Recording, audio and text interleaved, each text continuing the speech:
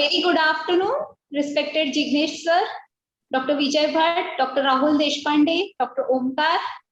I welcome all the speakers to today's cornea session in Kansky Hall, and I hope we have a great scientific piece today. Our co-chairman for this session is Dr. Jignesh Saswala sir, co-chairman Dr. Vijay Bhatt, convener is Dr. Rahul Deshpande, and co-convener is Dr. Omkar Telan. We have the first talk of microsporadial keratitis by Murtuza Hussain sir. I now hand over the charge to Dr. Jignesh sir for the further proceedings. Thank you so much. Thank you, Darshana. Let's have a wonderful session. We have the young Turks here, all in the session. If I see all the names, they are the youngsters who are full with enthusiasm, and the topics they have selected is fantastic. I am on behalf of all our chairpersons, I thank the BOA and the MOS for giving us this opportunity to chair the session. And the first speaker today, we have Dr. Murtuza. He is an MSDNB. He is a fellow in cornea from Arvind Eye Hospital, Coimbatore, and is currently working at the National Eye Hospital and Corneal Transplantation, Akola. He is going to speak on microsporadial keratitis. I request Dr. Murtuza Hussain to take over 7 minutes for you. Dr. Darshana is going to give an alert at the 6th minute. So try and wind up. We'll definitely consider your timings also. You self-introduce as Dr. Vijay Bhatt has said. You can add to your points so we know you much better. Okay. Murtuza, all the best. Yes, sir. Thank you. Thank you, team MOS, team BOA, Raj sir, and everybody for giving me this opportunity. So today I will be speaking on microsporadial keratitis, and which is not and nowadays uncommon entity. So I will start with my topic. Microsporidia. Yes, these are small oval obligate intracellular eukaryotic parasites, and they are recently classified as fungi. The spore size measuring 0.8 to 5 micron, and that has been a useful diagnostic feature. They possess a unique organelle, the tubular structure, through which they attach the host cells, and after attaching to the host cells, they produce sporoplasms, and undergoing merogamy, they produce spores. So coming to the important points, the risk factors for the microsporadial keratitis. So patient coming in contact with the contaminated water or soil, ocular trauma with foreign body to the eye, contact lens use, systemic immunocompromised status, long-term topical steroid use, and these patients are more seen in rainy season. Also, there is a typical history of these patients having a dip in fresh river water or taking a bath in fresh water ponds. So coming to the clinical types. Yes, madam. Hello. Yes. Should I continue? Yeah, please. Yeah. So coming to the first clinical entity, the superficial punctate keratoconjunctivitis caused by microsporidia. This is somewhat similar to that of adenoviral conjunctivitis, but here the epithelial lesions are typically diffuse, coarse, punctate, and raised lesions. What we call as a typical called as stuck-on lesions over the cornea. If early steroids are used and they go in the subepithelial form as well as the anterior stromal infiltration, the follicular reaction is what you can see is similar to that of adenoviral. However, the pseudomembrane formation in microsporadial cases is less. Also, to differentiate from adenoviral, you can confirm it with the viral prodromal phase will be present in the adenoviral cases, and it will be absent in the microsporidia. So these yes, the early steroid use can confuse the picture also. So better you go for corneal scraping and confirm it, and then only you take your decision about starting the steroid in such patients. Treatment options are 0.3% fluconazole eye drops, and bigonides are used in 0.02 to 0.04% concentration. Surgical debridement, it is helpful in decreasing the microbial load. However, some studies done on it has suggested that there has been no significant advantage. So this was the largest case series done by Arvind Eye Hospital, Madurai. And out of the 10,655 patients with conjunctivitis, 550 patients were found to be smear positive for microsporidia.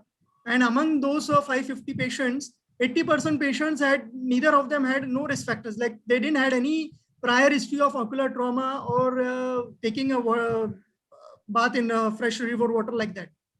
So they used 0.3% fluconazole drops based on their clinical experience, and the most of the cases improved very well and with no residual corneal scars. Coming to the second entity, the stromal keratitis. Usually it is more of an unilateral and early stages present as stromal granular infiltration with edema. Late stages present as necrosis and stromal melt. You can see the clinical picture over here, and you can see that the picture looks more of like a viral keratitis, and that's why long duration and multiple treatment failures is the hallmark of this entity. So investigations, if you find corneal lesions which you can easily scrape, then you should go for corneal scraping under 10% QOH with calcoflower white or Z-Nelson gram stain. However, the routine blood culture and the fungal cultures like Sapropterygium agar has not been it's very difficult to grow microsporidia on it. So the another mode of investigation is the corneal biopsy. So the lesions which are more of a deeper and which you cannot go for scraping, you can do for punch out biopsy, like a 2 mm using a 2 mm punch, and the rice body-like organism can be seen on a histopathological examination invading up to the Descemet's membrane. So this, yes, confocal microscopy is a very good method. It's a rapid and non-invasive method, and you can see the hyperreflective dots in the intraepithelial cells as well as intracellular hyperreflective dots in the involved tissue layer. And this modality is also useful in monitoring the treatment response. However, as you know, the confocal microscope is not available with many of us. So we more rely on the corneal scraping, and we can go for corneal tissue biopsy. Coming to the medical management, up till now, there has been no therapeutic definitive treatment for microsporial keratitis, but people have tried using a fumagalin, oral albendazole, and topical preparation of bigonides like chlorhexidine and polyhexamethylene bigonide. Surgical is the definitive management for such cases.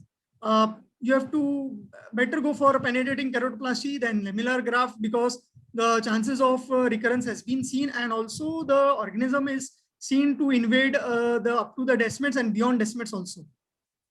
So this was the largest case series done by L.V. Prasad Eye Institute, and this was the retrospective analysis of about 34 cases of confirmed microsporidial case. So the patient in this series almost misdiagnosis of herpes simplex keratitis was seen in almost 27% cases, and the second was common was the fungal. Detection rate, yes, through corneal scraping, it was detected in 50% cases, and yes, better is the tissue biopsy, and polyhexamethylene bigonide and chlorhexidine as well as oral albendazole was started as the medical therapy. So the predisposing factor in this series was a trauma in 47.1% case, as well as in 44.1 there was no antecedent history, and only 1% tested positive for HIV. So you can see the clinical picture. The diffuse or multifocal stromal infiltrate with the intact epithelia. This was the most common clinical picture in a majority of the cases, whereas the monofocal stromal infiltrate with ulcerating epithelial lesion was seen in few cases. And medical treatment was helpful only in 5 cases, whereas majority of the case landed up in undergoing surgical management, that is a therapeutic or penetrating keratoplasty. So the conclusion of this case series was that the treatment, the symptoms range from 1 month to 2 years, suggesting a slow indolent nature of this disease. And clinically, the diffuse stromal infiltrate was the classic picture. The deep vascularization with stromal scarring, which is seen in typical herpetic keratitis, was seen only in 2 cases. Surgical treatment appears to be the reasonable option. So my take-home message for microsporial keratitis will be, there should be a high index of suspicion in cases with culture negative stromal keratitis. Also, the viral keratitis patients which you are treating and not responding to your treatment. Therapeutically, there is no definitive medical therapy up till now for this entity. And so early surgical intervention as obviously a better outcome. Thank you. Thank you for your patient listening, and thank you for the opportunity. Very nicely done up points, Dr. Murtuza, especially such a large series that you have come out with, and the high index of suspicion that a go home message that you have given Fantastic. Can you, you stopped shared. Hita, can you Yes, start sir. sharing your screen by the time I introduce? Yes, We'll sir. have the Yes. question answer session after about the 5 presentations. So by that time, Darshana can post it in the panel box so we can ask the questions to the faculty. Now the next speaker we have is another renowned person, Dr. Hita. She is a DNB in ophthalmology, Arvind Eye Hospital, Pondicherry, a fellow in cornea and microsurgery from Arvind Eye Hospital, Madurai. He is a working consultant, ophthalmologist, and a corneal surgeon at Vatsal Kalpakrupa Hospital, Akola, Maharashtra. So, in periphery of the Maharashtra, we have another corneal surgeon, a renowned corneal surgeon, who is going to speak on blepharitis and meibomian gland dysfunction. We have Hita, please. Are you ready? Yeah, she's ready with Yes, the. Let's say, please. Yes, sir. Should I start, sir? Yeah, please. Okay, very good afternoon to everyone. I hope everyone is back after a nice lunch and ready for their afternoon siesta, I guess. But just reminding you that blepharitis, there was a patient who has even attempted suicide because of the trouble that blepharitis caused. So I would say just have a cup of coffee and let us embark on this journey of blepharitis. You may save lives. Blepharitis is actually defined as chronic inflammation of the eyelid margin. It can be classified into two, anterior as well as posterior. Anterior can be further simply classified into staphylococcal and seborrheic, whereas posterior, the most common form is meibomian gland dysfunction. Commonly seen staphylococcal blepharitis, it is infective in nature, commonly seen in young females. You can see scales, crust, collarettes as seen in this image here at the base of the eyelashes. Chronically non-treated lesions can lead to ulcers, chronic inflammation, notching, dilosis of the lid, loss of lashes. Such lid changes can be prominently seen in chronic cases. Due to the bacterial toxins, papillary conjunctivitis can also be seen sometimes. Few associations here I would like to mention are marginal infiltrates over the cornea, flick tenules, as well as hordeoral externum. Seborrheic blepharitis, it is associated with overproduction of sebum. Commonly seen in older age groups, you can have hyperemic and shiny anterior lid margins as seen in the pictures here. The scales are actually greasy and oily and the lashes, they stick together, usually associated with dandruffs. Now, what we need to watch out in these things are, they are unilateral or asymmetric cases which are actually resistant to treatment. You should be careful that it might be squamous or basal cell carcinoma. You can see in the left image here, there is an ulcerated lesion which can be confused and not treated and treated as just blepharitis. Over right here, you can see cylindrical dandruff-like cuffs at the base of the eyelashes. Watch out for Demodex infestation, which commonly mimics this. Coming to posterior blepharitis, the meibomian gland dysfunction is the one which is common, and the main pathophysiology here is obstruction of the meibomian orifice. Main causes being hyperkeratinization of the ductal system as well as increased viscosity. So main patho is obstruction. Now, what do you evaluate for? What do you look for? You see the lid morphology here using a slit lamp, telangiectatic vessels or dropout orifices, discharge. And when you come to meibomian function, they are basically divided into two. You can assess the secretion of the meibomian glands as well as the expressibility. Theoretically speaking, they are divided secretion into grade 0 to 3 as clear, cloudy, with debris and toothpaste-like, and expressibility from again 0 to 3 as all 5 glands expressed to none expressed. Meibomian gland mass, they can be visualized by meibomography, but commonly in your clinic, I think many can try it out. You can use an autoref to have a general idea of this meibomian glands. Tear film stability, you can use tear film breakup time. Also shimmers and tear film height can be assessed, and stain can be used to know the grade of inflammation. Now, this is a busy slide here. I would say it is good to know the staging, that is 1, 2, 3, and 4, but practically it is quite difficult to remember when a patient comes and sits in front of you. So I would say stage 1 can be broadly remembered as, patient doesn't have much symptom, very few gland changes here and there, whereas grade 4 is severe inflammation. Either there will be too much cheesy and toothpaste-like expression, or the glands will be atrophied blob. They will not express out anything. Dry eye symptoms, all these will come under grade 4. Between that, grade 2 and 3, mild to moderate, will just require various permutations and combinations of treatment. Another entity which needs to be mentioned here is plus disease.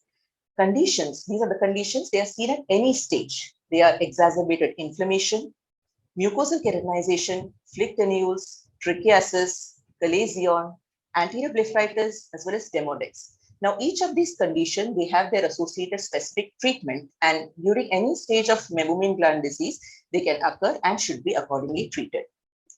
Now, basic thing here in treatment is the lid hygiene, which I would say comprises of mainly three things. That is warm compression, in which you can use a washcloth or a cotton pad, which is immersed in hot water, squeeze it out properly and keep it for 3 to 5 minutes on both the eyes. Next is lid massage. The technique here is very important. You explain the patient to pull out the lateral canthus very well with one finger, and with the other finger, go in a vertical direction, the upper lid from top to bottom and lower lid from bottom up. So I would always say it is a vertical movement of lid massaging, it expresses out. Another thing important, though it may sound silly, is telling your patient, especially young females who come to trim your nails. I actually started noticing this because one patient came with corneal injury after 2 weeks, and I had advised lid massage. She had long fingernails and she injured her cornea. So I think now we should include that in counseling as well. Apart from that, we should assess the manual dexterity, because patients with rheumatoid arthritis and all might find it difficult to actually do the lid massaging. Apart from that, lid scrubs can be used. Commonly, baby shampoos and recently cleansers with hypochlorous acid are also available. Point to be noted here is you have to tell the patient that you have to do side-to-side movements. The massaging is vertical movement, whereas scrubbing is side-to-side. I had few patients who used to take the cotton bud and they used to follow the flake, and they used to go vertically tied to take it out from the eyelash. That is not possible. You have to dislodge it first. So that needs to be counseled. I think again, there's some issue with lids. Scare. Is it moving? No, it's not moving. Okay, I'll just fastly go through. Apart from lid hygiene, next what you have is the lubricants. I think I will not delay that. I will just totally speak it up.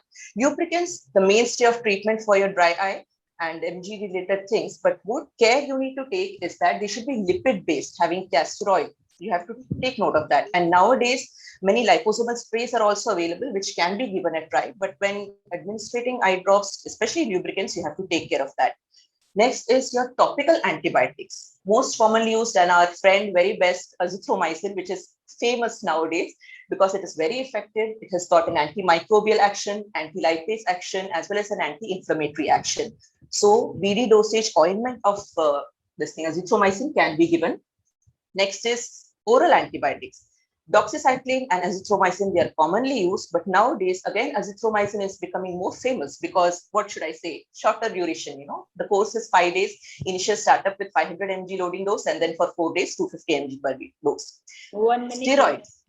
Yeah, steroids meant to use. Now, that is a good question. I would not prescribe personally chronic steroid usage for these blepharitis patients, but only during flare-ups or severe inflammation when it comes. During that phase, you can give some pulse therapy of short, soft steroids to control the inflammation. Newer things like cyclosporine and tacrolimus can also be used, but only in cases where there is severe inflammation going on. You routinely don't prescribe in mild to moderate cases, but severe inflammation and all, and when you want to spare the steroids, you can prescribe them. Another one, what we have is omega-3 fatty acids. I usually prefer them in those patients which are not showing a rate of response, which I would prefer. So I add on an omega-3 fatty acid, but there are certain hormonal replacement therapies also, which are still under question.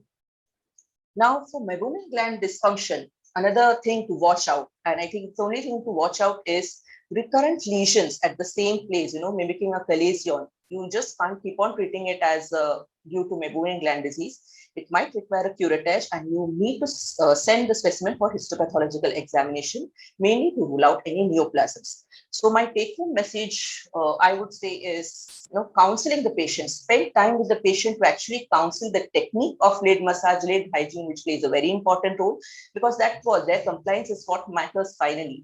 Choosing the right kind of a lubricant for the patient and not to miss out on serious illness. Keep a watch out for carcinomas, neoplasms, and also Demodex infestation, which might mimic blepharitis. Thank you so much for listening patiently. And sorry, I think the last part of the slides could not be shared. There was some problem. And I again thank BOA and MOS for giving me this opportunity to speak on this platform. Thank you so much. Excellent, Dr. Hita.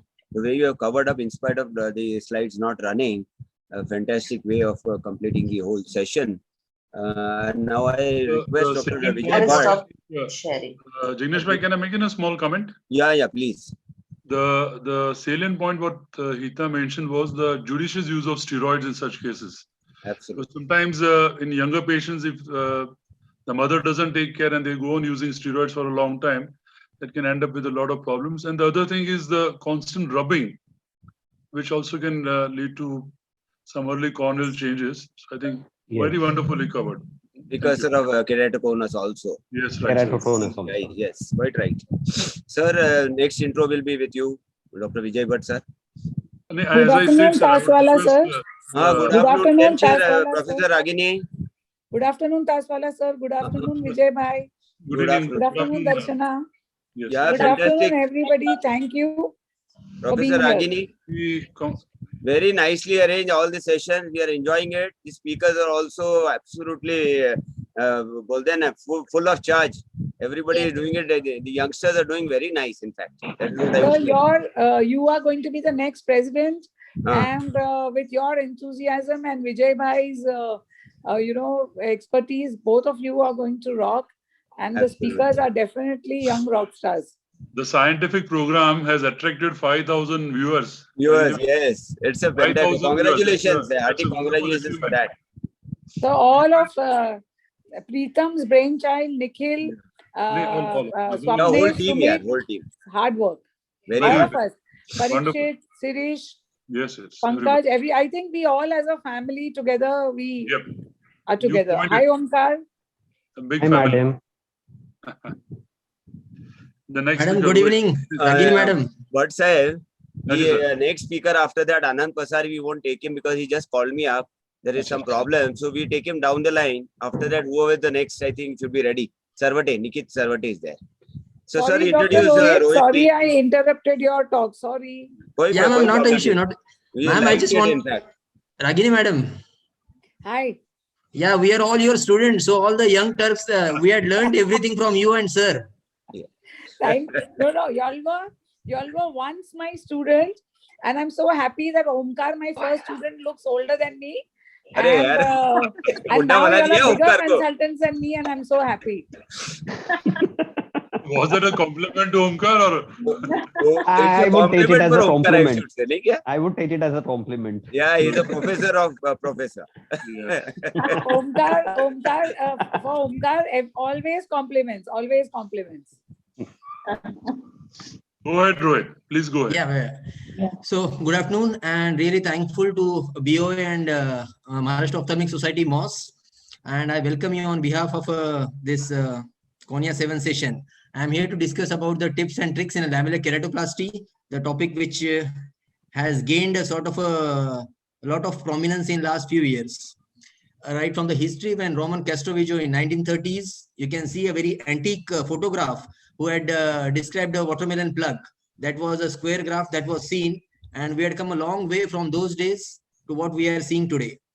Now, PK or penetrating keratoplasty, it was a big boon in the initial days. As we can see, even the clear graphs after so many long years, but then those are the exceptional cases or those are the miracles. We know that the incidence of a graft failure with a penetrating keratoplasty stands quite high. Generally, they say that 5-year survival rate of a graft on an average is only up to 60%. So what we see is problems with the penetrating keratoplasty where unpredictable astigmatism and corneal power, the infection, vascularization leading to graft rejection, poor wound healing leading to risk of a rupture, and a very long drawn process of visual rehabilitation.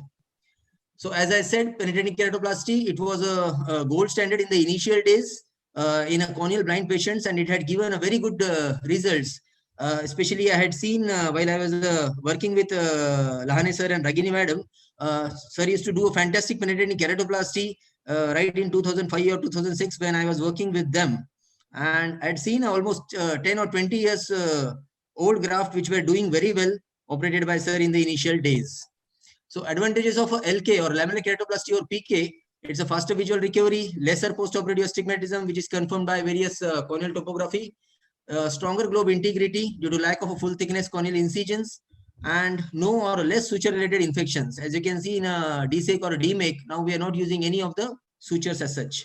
These are a few of our own photographs as well as a ASOCT picture, where you can see a very good surface in a cases of a Descemet stripping endothelial keratoplasty. So the era of lamellar keratoplasty, we are all phacosurgeons. So to explain in terms of a cataract, the endothelial keratoplasty, it represents a paradigm shift in a corneal transplant surgery, similar to what phacoemulsification has done to a cataract surgery, providing a closed eye, sutureless surgery with an early and a very predictable visual recovery. Although you can see here 2 photographs, even a cornea with a PKI absolutely clear with a 16 sutures in situ, while a photograph with a DSEC with only 1 suture. These are few of our photographs where you can see a pre-op PBK or pseudophakic bullous keratopathy, and after DSEC cornea smiling right away towards us. Lamellar keratoplasty in a nutshell could be anterior lamellar keratoplasty and a posterior. Anterior, it could be superficial, mid, or deep. For practical purposes, it's most of the times performed as a DALK or a deep anterior lamellar keratoplasty. And a posterior keratoplasty could be DLAC in the initial days when MELIS had started. Now it is a DSEC, and more recently DMEC that we had been practicing. Now coming to the tips and tricks for lamellar transplant or a successful surgery, it is a patient evaluation, patient selection, and a proper counseling, precise surgical planning and execution, and then optimum post-op management when you have to taper steroids and how you are going to manage your raised IOP or something in that way. Now ALK or anterior lamellar keratoplasty, the surgeon has to evaluate and decide that is the endothelium healthy and normal so as to preserve it, at what level the scarring exists or pathology extends. That can be determined by very good ASOCT pictures, and will leaving the posterior stroma with a functioning endothelium serve the purpose in long run or maybe a lifetime to the patient. Now this is a topographic picture of one of our patient. As you can see in this patient, we had done a DALK. She had a corneal thickness of 315 microns and a K1, K2 in a range of 67 and 71, and astigmatism close to about 12 diopters at a 3 millimeter corneal periphery. Now, just a small video of a DALK, how it's like goes. This is a routine deep anterior lamellar keratoplasty that we are doing. First, what we do is a debulking of a superficial lamellae with a marking of 8 mm corneal tryptophan, followed by a dissection with a crescent. Most of the patients are done under a general anesthesia because the margin of error in case of a DALK is very less. Perforation of a cornea in a case of a DALK is like undergoing a capsular perforation while doing a phaco, and no one would like to see this. Now, this is after superficial debulking. I'm injecting a 26 gauge needle. Rather, it's a 26 gauge needle mounted on a 2 cc or 3 cc syringe. As you can see, I'm very gently going through, holding other hand with stabilizing the globe with the forceps. And once I had reached the mid periphery, injecting the air. As you can see, it's a very good classical type 1 bubble that we described, which is a cloudy appearance. And once that is done, we deflate the bubble. And once that is done, remove the endothelium and then proceed with your routine 16 sutures. Now, this is an automated anterior lamellar keratoplasty where we are using Moria microkeratome. This is a patient of a Schulzmann's nodular degeneration, and we are using a 1 or 2 passes of a microkeratome so as to remove the superficial layers. It gives more precision, and all the hassles of a manual ALK are eliminated. As you can see, it's a Moria microkeratome. We are running with a 8 mm decided cut that we are trying to do. So this is the first pass where you can see it was around 350 microns first pass. And this we are just checking whether we had removed the tissue properly or completely. There was no free cap or buttonholing sort of. So once that is done, we again do on pachymetry on table, and depending on the corneal thickness, we are trying to run again with a second pass. So once that is done,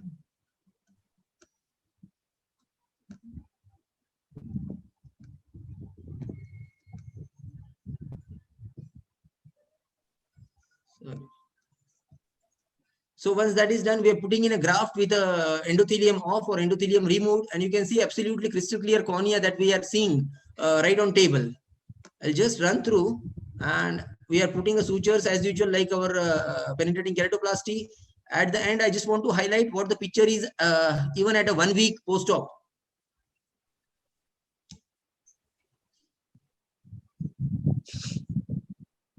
So putting up a BCL, and this is a 1 week post-op where cornea edema is gone and cornea looks to be fairly clear as such.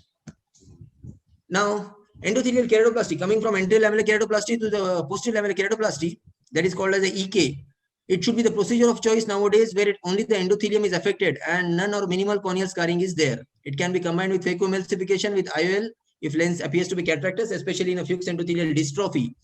And the history of endothelial keratoplasty, it has gone from DLAC, now DSEK, which is being practiced. There is an automated DSEK, and very recently, DMAC has come up in a big way.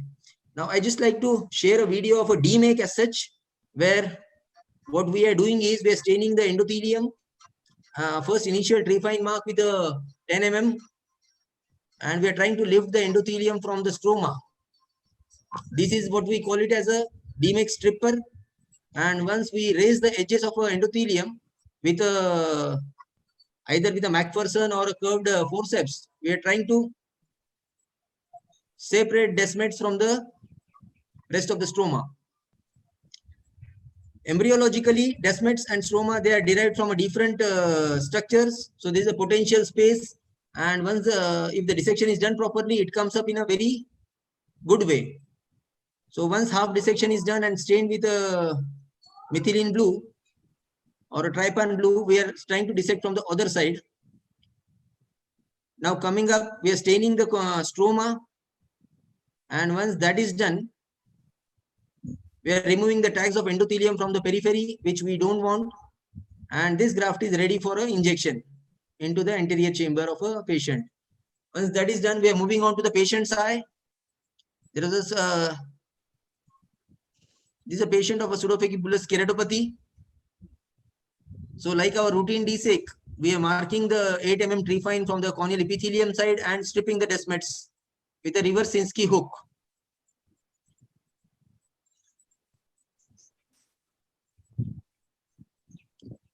We use a reverse Sinskey and then a blunt stripper and then a clear corneal incision. We're doing an inferior PI because we're going to have a full chamber air bubble. And after thorough visco wash, this lenticule or endothelial graft is picked up into a cartridge mounted on a 2 cc syringe and then injected into the anterior chamber.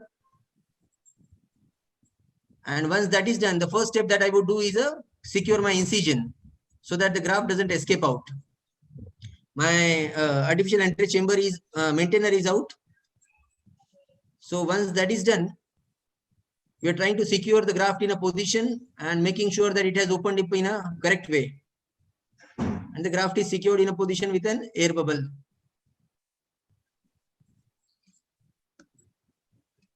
So to summarize, corneal transplantation has evolved well over the past century and dramatically so in last 1 decade. The most recent advances have allowed the procedure to become less invasive and more optically successful for the recipient. But definitely they are going to be more challenging for the surgeon, as I myself can say that there is a steep learning curve in cases of a DMAC and achieving a big bubble in cases of a DALK. Thank you. Thank you, everyone. Fantastic. But sir, Tamara, your comments please first. You are muted. Sir, you are muted. But sir, I think it was a wonderful revision and great surgeries, Rohit. Really great. Thank you, sir. Thank you, sir. And Yes, some wonderful work you have been doing. Great. Thank you, sir. he has covered almost a book on keratoplasty, all types of keratoplasty in that 7 minutes. Fantastic, Rohit. Thanks a We are lot, sir. proud of Thanks, sir. you. Yeah, the videos were exceptionally well. Dr. Nikit Sarvate. Dr. Bhatt is going to introduce. Yeah, Nikit, you can log on, Nikit. Yeah. Yeah, just share your screen by the time. So Nikit is currently working at Satara and Divyadrashti Lasers, and he has done his fellowship from Coimbatore. And he's going to talk us about the concepts in primary pterygium surgery. Please go ahead, Nikit. Yeah. So good afternoon all. First of all, I would like to thank MOS and BOA for giving me this wonderful opportunity to speak in this prestigious program. But today I'll be speaking on current concepts in primary pterygium surgery. Nikit, a little louder. Yeah. So coming to when it comes to surgical options in pterygium management, Barrett's sclera technique is an initially earliest technique, which is now become obsolete. Second one is the sliding conjunctival flap technique.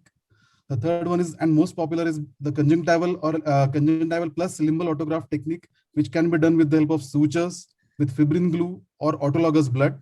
And finally, amniotic membrane transplantation. Now coming to goals of pterygium surgery. First one, an important one, is to prevent the recurrence, to achieve a good visual function by improving the corneal clarity and regularity. A good cosmesis can be important objective in case of younger patients. And finally, minimal risk of complications using a safe and effective surgical technique.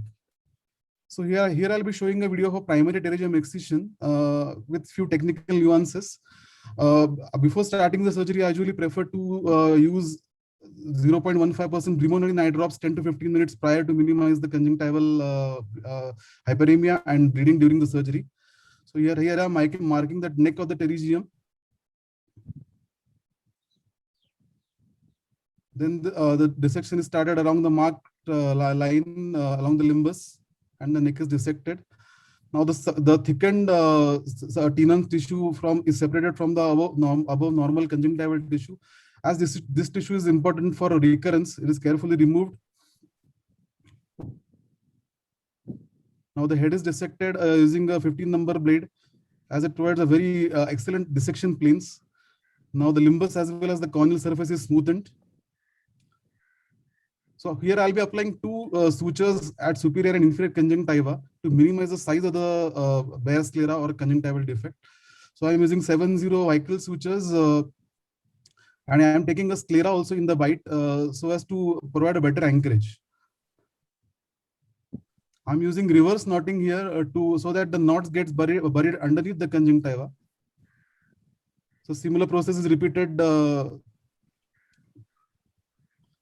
the superior side. And after tightening the sutures, this is how the final Barrett's sclera or conjunctival defect looks like. So if we compare before and after, there's almost 50% reduction in the size of the conjunctival defect. So this is a tissue conserving technique. So the graft size is being marked now, and a thin Tenon's free graft is being fashioned.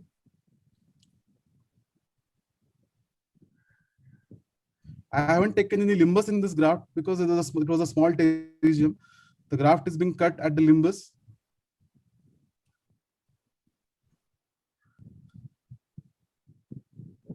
The recipient site is dried,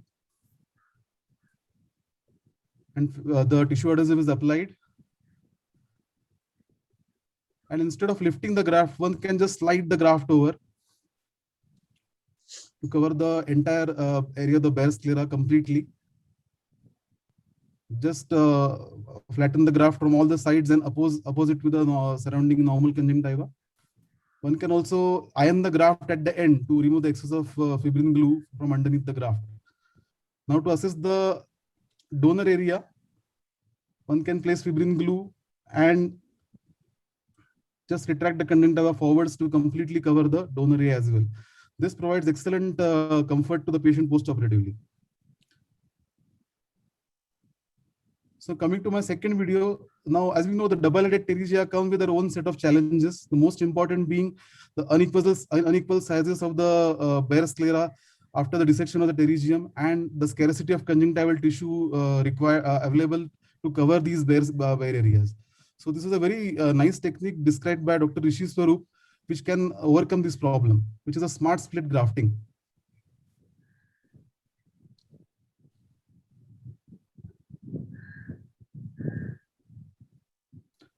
So in this technique, first the regular rectangular conjunctival Tenon-free graft is being fashioned. The graft should be carefully fashioned. The graft is laid flat over the cornea with epithelial side up, and it is being divided in the middle, leaving behind a small hinge, as we can see here. So using this hinge, the entire strip of the conjunctival graft is rotated, so as the entire area of the Barrett's sclera is continuously covered.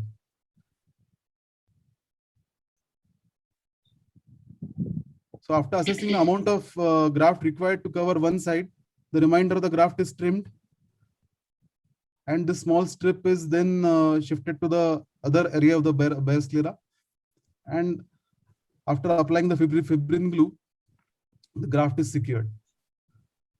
The remainder of the conjunctiva is pulled over so to cover the defect completely from all the sides. And finally, the donor area is addressed by application of fibrin glue, and it is covered completely. So to summarize, the brimonidine eye drops 10 to 15 minutes prior to surgery helps to minimize the bleeding. Always start the dissection at the limbus in case of primary pterygium. Preferably, there should be no cautery used, or if it has to be used, it should be very minimal. We should smoothen the corneal surface as well as the limbus to reduce the recurrence rates. Use of the optimum graft size and preserve as much as conjunctiva as possible should be the aim. Thinner graft is always better, and there should be no buttonholing. One should maintain the graft orientation properly, that is epithelial side up and limbal side facing the limbus. Include the superficial limbal tissue in conjunctival autograft for a larger extensive pterygia. Avoid using excessive glue, and one can always iron the graft at the end to remove the excess of the glue from underneath the graft. Cover the recipient side completely by the graft after opposing it to the normal surrounding conjunctiva. And finally, cover the donor side by just opposing the conjunctiva, which gives a better post-operative comfort to the patient. I thank you all for a very patient listening. Very nice presentation, Nikhil. Jignesh, can I make in 2 comments, sir? Yeah, please. Yeah, the thing is that the bare sclera technique which you described earlier was a wonderful technique practiced by Dr. Daljit Singh sir, and many of us have learned a lot from that technique also, and we were all practicing that. The scoring point was that we were using mitomycin drops along with that. Yes. A 0.02% solution prepared and used over a period of about a month. The other thing is about the burrowing technique. There is a Macron's burrowing operation which I've been practicing since last about 25 years now, in which maybe we are a bit lazy, I mean, not enthusiastic like you guys, making wonderful grafts and everything. So a simple thing is to just burrow the pterygium and burrow it inside the conjunctiva. The take-home message would be that the recurrence of pterygium would be mainly there if you leave behind any corneal substances or any corneal epithelium or any corneal particles which would incite the growth of the tissue again over the cornea. So a corneal cleaning, a thorough corneal cleaning is also a very important part. Very important points Dr. Bhatt has said. I would like to add to that once you cut open this, the fibrovascular stump also should be cut below the conjunctiva and pushed in. So that also is one of the cause for recurrence of pterygium. Very nicely depicted to points in the smart split pterygium, Dr. Sarvate. Yes, sir. One will have the fornical end and one will have the limbal end. When you split it, as you slide it, you have the 2 ends when you cover the 2 wounds. Yes, I agree. But this correct, is both the sides don't have the limbal stem cells covering it. That is the only policy of that. Yes, that is the only policy. I agree. Otherwise, it looks to be a very good technique. Yes. Now, I think we'll have more question and answers in between after the 5th talk. Is Dr. Rahul Deshpande there? Dr. Omkar? Is Dr. Omkar there? Yes, sir. Omkar, can you introduce the next person, Dr. Prasanna Aradhya? We have it on the WhatsApp, all the introduction there. Sir, I can't. I'm teaching this on the. I would request you to do it. Okay. Dr. Prasanna Aradhya is a DO and FMRF currently working at the Nandadeep Eye Hospital, Sangli, Kolhapur and Ratnagiri. And this has been run by the Dr. Saurabh Patwardhan and his daddy. So very experienced consultant. Dr. Prasanna is going to speak on corneal topography and pentacam. Dr. Prasanna, are you there, please? Yes, sir. Yeah, I think yes. Thank you very much, sir. Yeah, actually, me speaking. I think it's on. It's on. Yeah, Am I audible? Yes, you are audible. Okay. Thank you very much to the organizers of from BOA and MOS for giving me this opportunity. And I would like to add, me talking about topography in front of Dr. Rohit Lot is of like disturbance. 1 minute. Dr. a Prasanna. proud moment for me because I have learned everything from him. Yes, sir. Please mute, everyone mute. Everybody should be muted except the speaker. Even the video should be off. So we have absolutely smooth streaming of the session.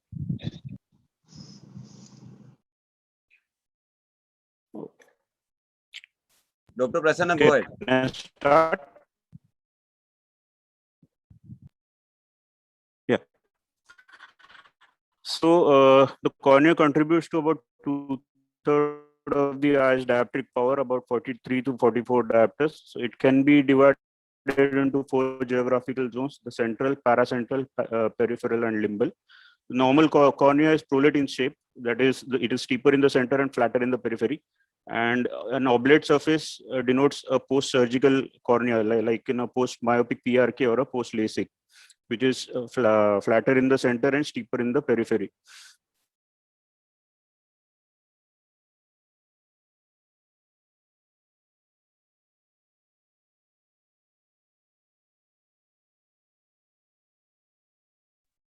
These are the techniques to measure the corneal surface, like keratometry, Placido system, scanning slit, raster stereography, laser interferometry, Scheimpflug camera, and ultrasound digital topography.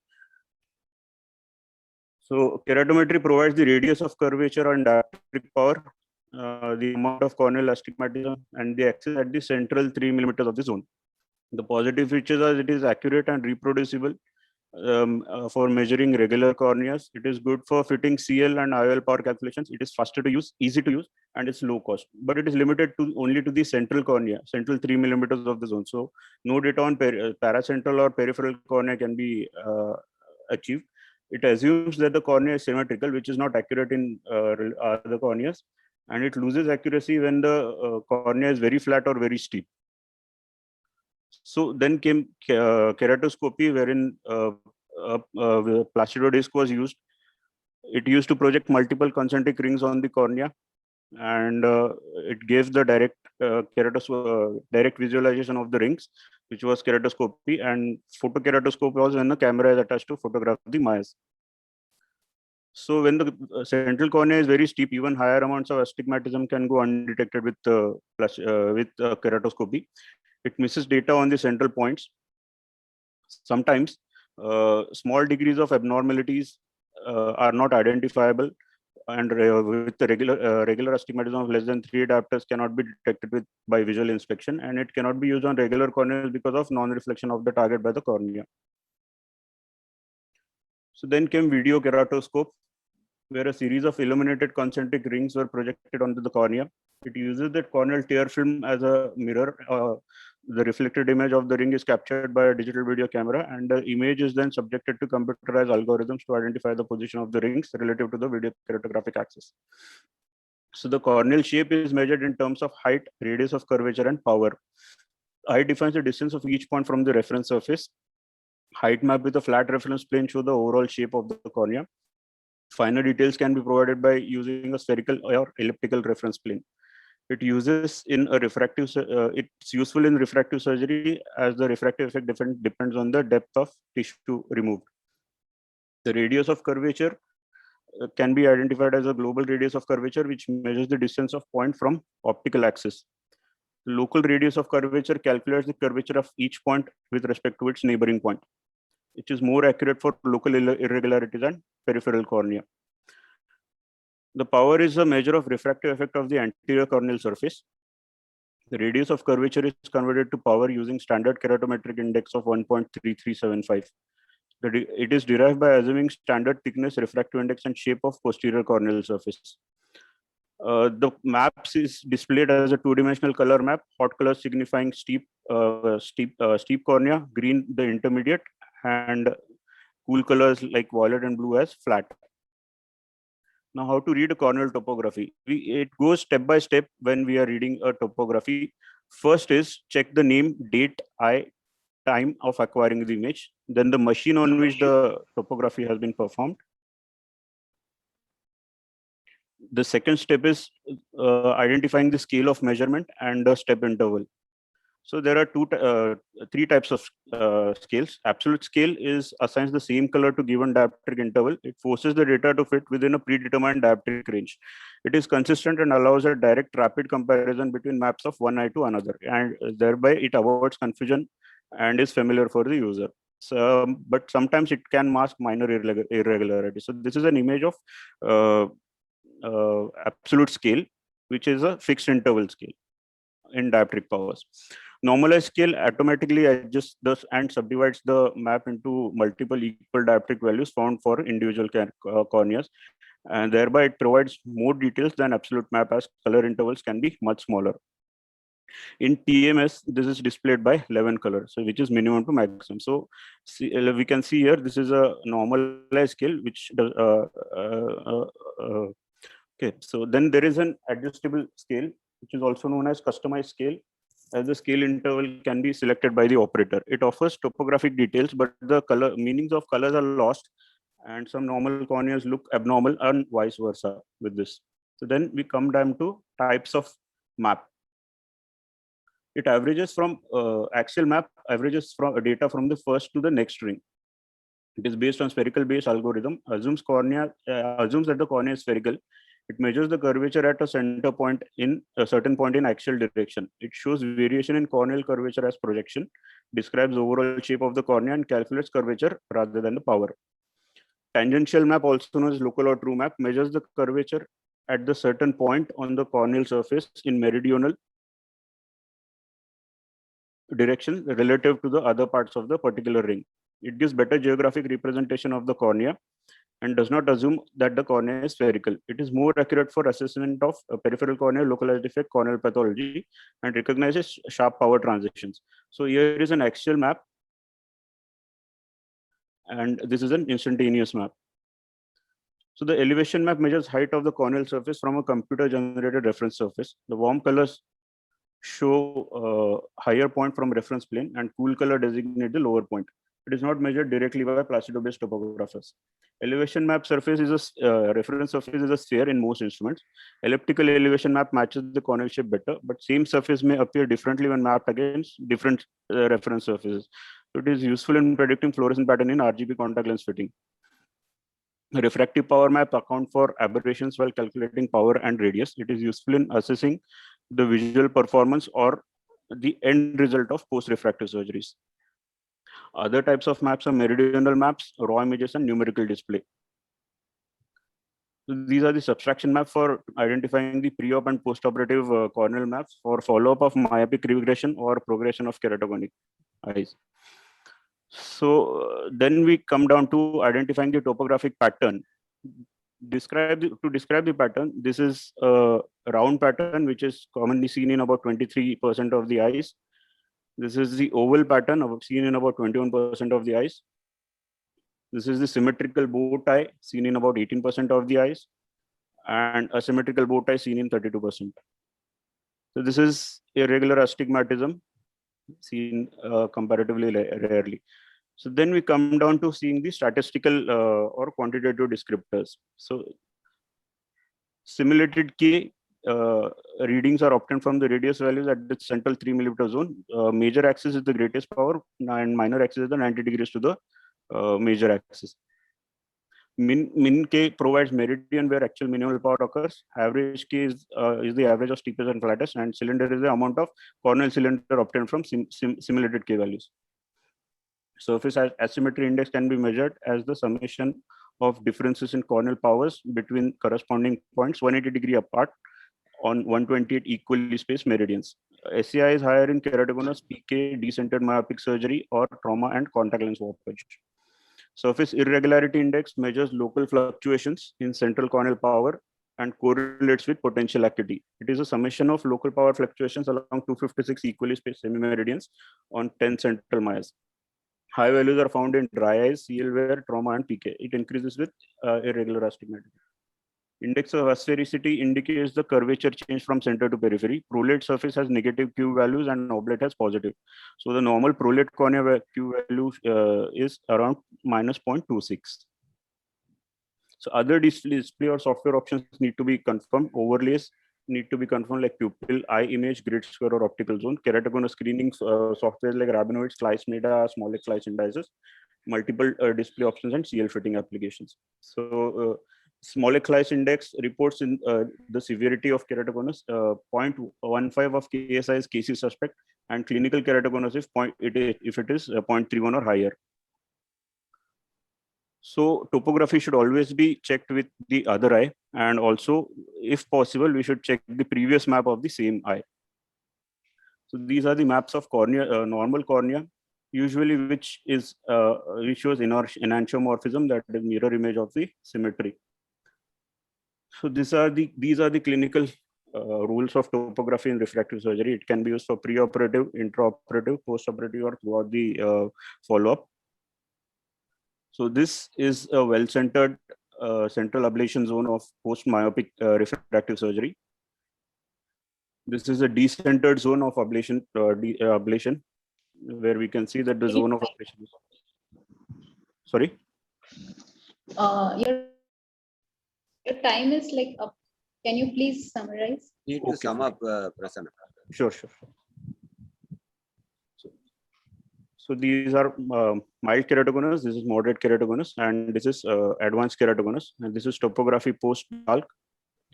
And this is Terrien's marginal degeneration, which shows ectasia superiorly. This is a keratoglobus patient. This is post-PK, post-pterygium, and I think my time is up, so I think I should stop. You have a fantastic presentation, Prasanna, lots of good slides, but Yeah, because of short of time, we have to cut you short, so we are so sorry. No problem. No problem. What a fantastic presentation. You have again covered corneal topography exhaustively. For the beginners, it will be very, very good. We have Dr. T.P. Lahane, Professor T.P. Lahane, sir, there. We welcome you, sir. Dr. Lahane, you are muted. Dr. Lahane is there, I suppose. Dr. Bhatt? Yes, sir. Yes, Jigesh, I'm there, Jigesh. Namaste. I have joined on the phone. Okay, sir. So I'm there. So I was listening from two presentations. Just I listened because I have joined on computer in the other hall. Yes. So here I have joined on the phone. Sir, So, first of all,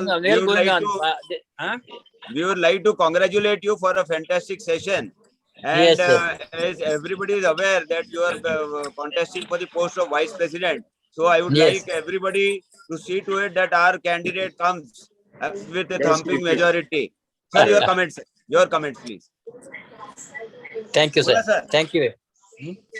Jigesh, thank you very much for the always support and your friendship. I'm very happy for that, and it is not one man show. It is a BOA, MOS together. Everybody in Maharashtra and Mumbai has joined hand in the conference, and so it is successful. Yes. Very Thank courageous. you. Sir, we wish you all the best and thank you Thank for you. the fantastic Thank you. scientific feast All the best, sir. that you have given us on a platter. Thank you very much. Thank you, sir. Sir, Vijay bhai, Yeah. તમે કરો છો next introduce Archana. Yeah. Please. Archana, I think, is a complete anterior segment surgeon. She looks after not only the medical aspects, but even the surgical aspects of the cornea. And she is very well versed in corneal refractive surgeries. She is presently working at Shivdrashti Hospital, Miraj. And I welcome her to give a presentation on cataract surgery in corneal conditions. It's always a bit difficult to perform a cataract surgery and be very careful about the cornea when it is diseased, and so you have to look after a lot of things. And I think she'll make, by her presentation, make things a bit more easier for all of us. Absolutely. Welcome, Dr. Archana. Please. Thank you, sir. Thank you, Jignesh sir. Thank you, Vijay Bhatt sir. First of all, I would like to thank BOA and MOS for giving me this opportunity to be on this virtual symposium. I'll just brief through care during cataract surgery in corneal conditions.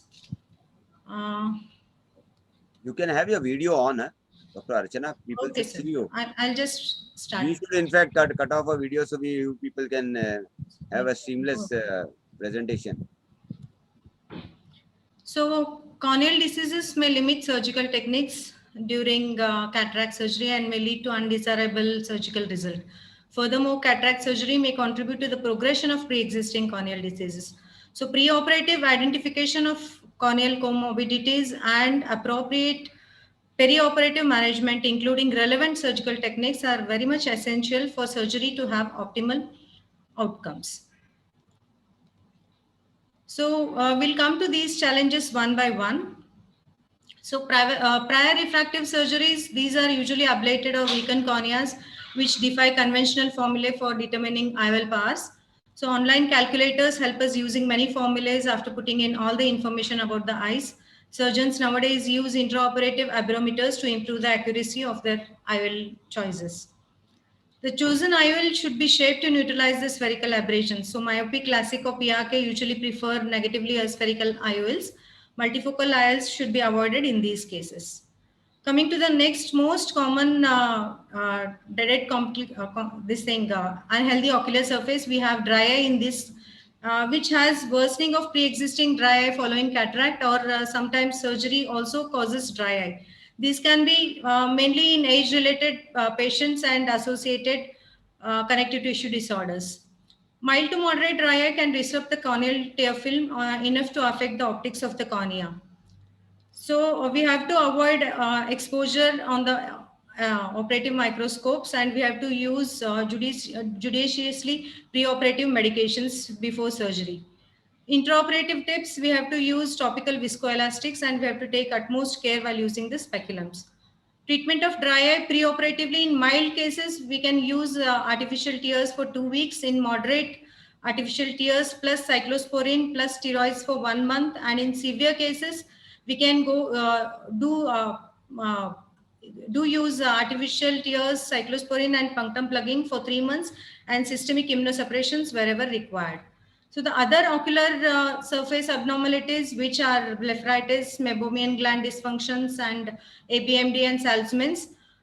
Treatment in these cases, patients with all these problems may need to be treated and waited anywhere from a week or several months before repeating calculations and undergoing cataract surgeries. Timeline for doing calculations and surgery after treating a patient's preoperative problems depends on the patients.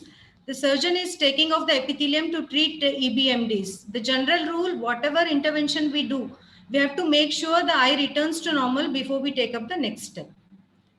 So we all know the cataract surgery complications following dry patients can lead to superficial keratitis, epithelial erosion, sometimes dreaded complications like increased risk of endophthalmitis also. We have to treat dry eye patients very judiciously beforehand. Preoperative management, we can include Schirmer's test, Teer-Beckert times, and fluorescein stainings. Surgical procedures, phacoemulsification is the best choice. And post-operatively, topical antibiotics and steroid use should be kept minimal. Additional drops of artificial tears, it can increase the stability. And by warning patients ahead of time can help relieve their anxiety. A bump in the cataract road, especially these are corneas, pterygiums, which can distort preoperative measurements for cataract surgery. So we have to determine when to remove the pterygium, which is case dependent. It is always better to remove pterygium which is progressive and causes more astigmatism. However, small pterygia can be removed for cosmetic reason at any time during cataract surgeries.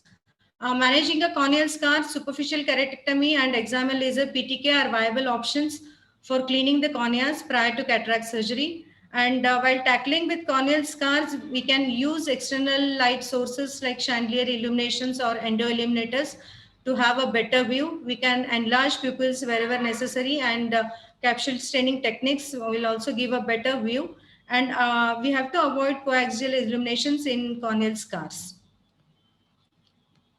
So sometimes when a patient has dense cataract and dense amblyopia and aniridia in this case like this, so instead of doing heroic surgeries, we can resort to old days conventional ECC with IOLs, as patient has very dense amblyopia, and it's better we give him just ambulatory vision is also very helpful for him. So operating on a keratoconus eye, it is very important because IOL power calculation becomes very judge this thing. And operating on cornea first or cataract first or doing triple procedure is surgeon's choice depending on the severity of corneal disease and cataract, and toric IOLs definitely help in cases of keratoconus. Coming to challenges in herpes infections, preoperatively, eye has to be quiet for at least 3 months.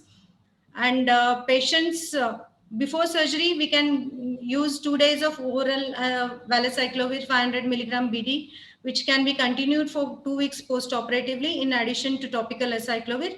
If there is severe intraocular inflammation or recurrence of HSD, we can add oral steroids also in these cases. Coming to cataract cases, in cases of PUKs, we have to remember 3 A's. We have to arrest the corneal disease by medical and surgical means, add immunosuppressive systemically, and whenever necessary, we have to avoid clear corneal incisions in these cases. So the take-home messages in corneal epithelial diseases, preoperatively, we have to measure all the IOL power calculations before instilling any drops or before doing applanation tonometries. And in corneal stromal diseases, conventional ultrasound biometry really helps, and implantation of which IOL is considered in keratoconus depending on whether patient is going to use premium or toric in cases multifocal, but we have to avoid those patients who are really comfortable using RGP CLs in these cases. And severe diffuse opacities, we can always go for DAL plus surgery or a stage surgeries. So this is a case of post PKP who has underwent 11 years back, and after that 5 years back she has underwent phacoemulsification with toric IOL, and she is very well maintaining her visual acuity till now to 6/9 and 8. Corneal endothelial diseases, the preoperatively low ICD could be secondary to viral keratitis PXF or PSEG other than corneal guttata. Intraoperatively, we have to use soft shell techniques, use of low vacuum, low FR and low power, and we can do stage surgeries in these cases.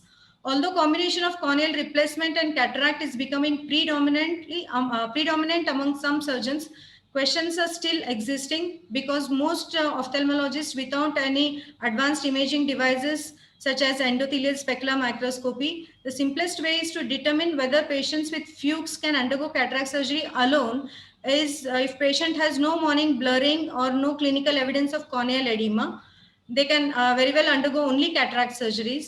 If patients have symptoms but catheter are only 1 or 2, a combined DMEC with phaco. Certainly, if they have symptoms or signs of frank stromal edema, DMEC and triple procedure should be done.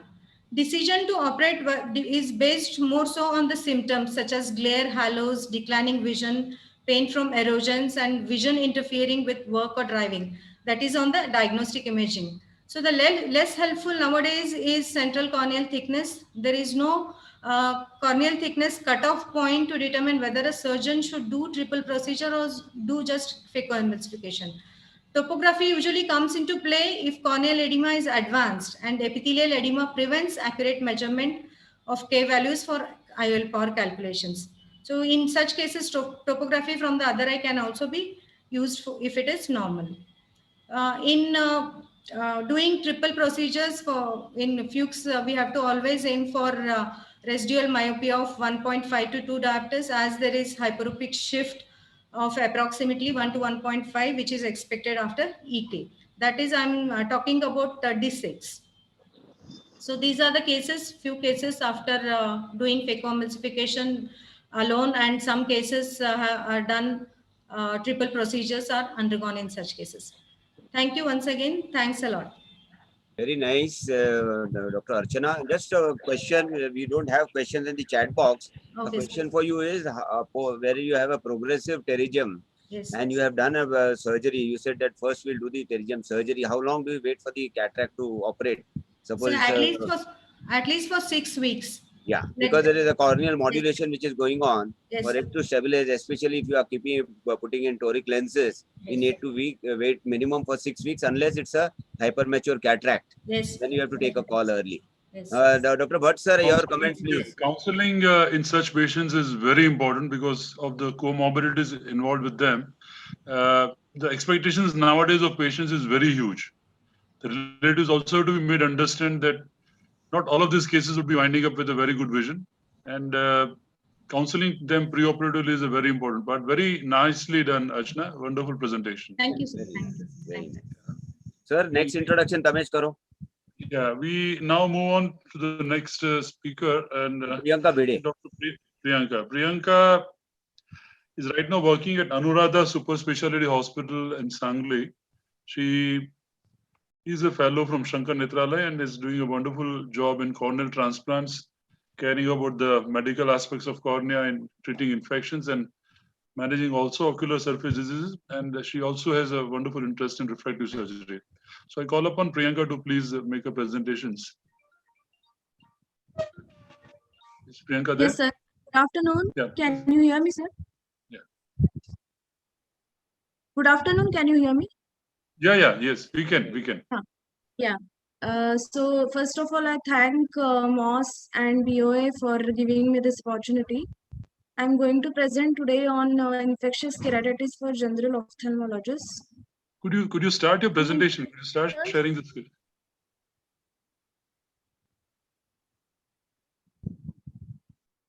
I'm sharing the screen, sir. Maybe we are not seeing here. What you can do is stop share and again reload it. Yeah, share, yeah. Dr. Anand Pasari will be taking last. He just called me up. He is ready for his presentation. So we'll You take are him last. able to see now, sir? Yeah, please. Yeah. It's not moving. So coming to this There is a network problem. I think we'll all put the audio and the video off. Vegetative trauma, vegetative and non-violence use.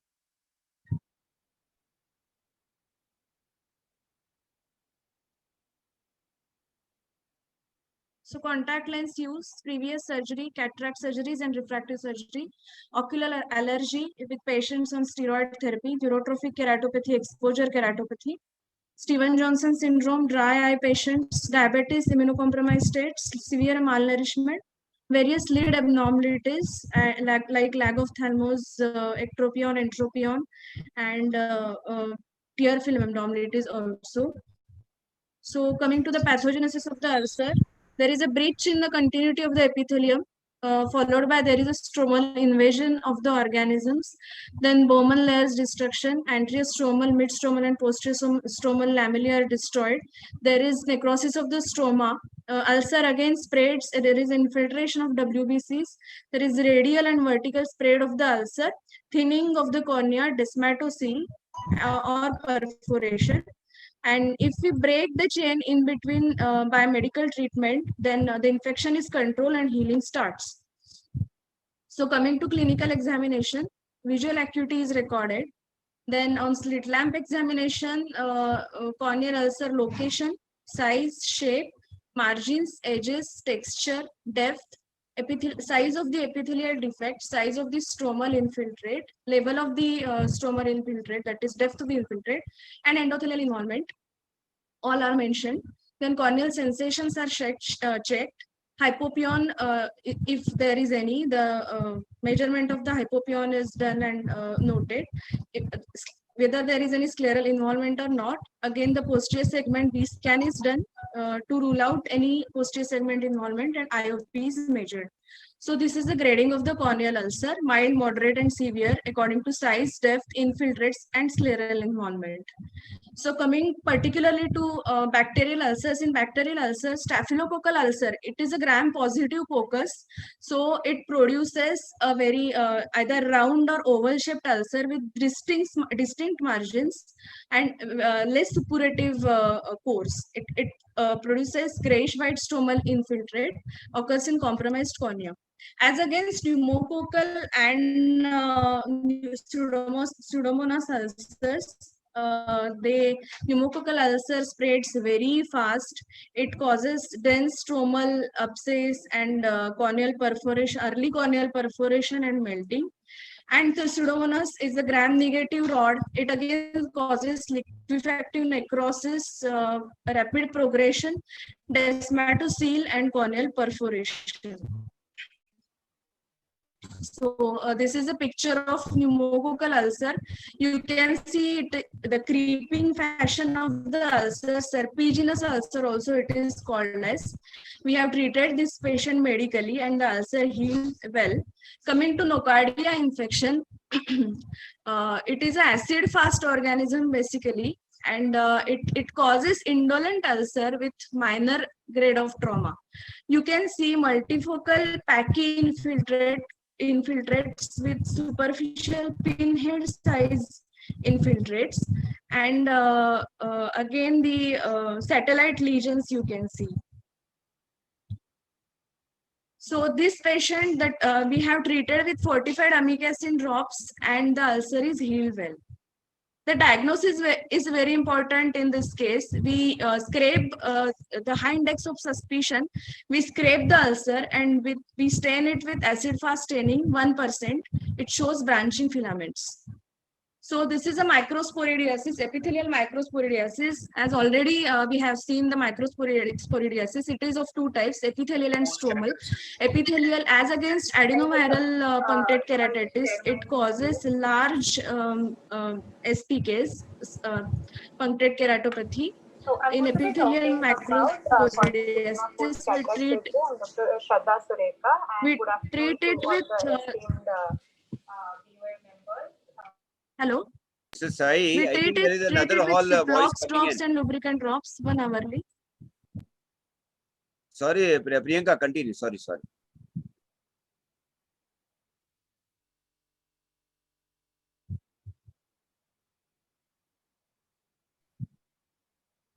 Hello. Yeah. Priyanka, go ahead. So then, yeah. So stromal microsporidiasis, again, it is a very solitary lesion, non-responding to other therapies, like it can stimulate viral or fungal. It can stimulate viral or fungal keratitis. We again scrape the ulcer, and again 1% acid-fast stain is used for that. Options they have suggested like PHMB and chlorhexidine, if it is effective or not. The answer is therapeutic keratoplasty. Coming to fungal keratitis, as against bacterial keratitis, it is insidious in onset, slow progression. Signs are more than symptoms. The ulcer is very dry looking with rough texture, feathery edges. Wesley immune ring can be seen sometimes, satellite lesions, and it is caused by Fusarium is the most common organism. It causes more severe course. Aspergillus causes less severe course. And we can see the brownish pigmentation by the Dematicious fungus Carvalliria lunata. Coming to viral keratitis, herpes keratitis, it is primary and recurrent. Primary, it is acute follicular conjunctivitis and epithelial keratitis. Recurrent ocular herpes, the clinical manifestations are blepharoconjunctivitis, keratitis, sclerokeratitis, keratouveitis, retinal necrosis, and it can complicate, or complications also can occur, like herpes zoster trabeculitis, which causes secondary glaucoma, acute retinal necrosis, cataract, and retinal detachment also. So coming to classification of the keratitis, viral keratitis, epithelial keratitis, it has corneal vesicles, dendritic ulcer, geographic ulcer, marginal ulcers. Stromal keratitis, again it is of two types, immune stromal keratitis, and it is either in the form of disciform shape or disciform or diffuse or linear. Coming to investigations, first and basic investigation in all corneal ulcers is corneal scraping. We scrape edges and the base of the ulcer with 15 number blade, as it contains highest number of organisms. We smear it on the two slides, one for grams and one for KOH. So, and again, we give it for microbiological evaluation. Then sac syringing to rule out any tachycystitis. So we need to treat it. Blood sugar levels to rule out diabetes and posterior segment involvement. Gram staining, we can see the gram positive organisms here in the chains, and the gram negative rods. The gram positive organisms, gram negative rods, and fungal hyphae on the KOH preparation. Then again, other strains used are Giemsa strain, Zn strain, acidiphas strain, calcifluor white strain basically for Acanthamoeba, acridine orange also for Acrosporidia and Nocardia. So coming to culture, as we do scraping, we inoculate on blood agar, chocolate agar, and SDA, that is sabrodextrose agar, basically in C streaking of the media Time is is done. over. Blood agar steps for various. Huh? Your time is over, Dr. Priyanka. Yeah. Priyanka, So you'll have coming to summarize. management, for bacterial ulcers, we for gram-positive organism, fortified cephalosporin vancomycin, catifloxacin. For gram-negative, fortified intracameral voriconazole injections also is effective. Is very gives very good results. Maximum of 12 injections can be given. Viral dendritic we treat with acyclovir, no steroids, and stomal keratitis with topical steroids 1 hourly with acyclovir, oral acyclovir. For keratouveitis, we add above plus oral steroids.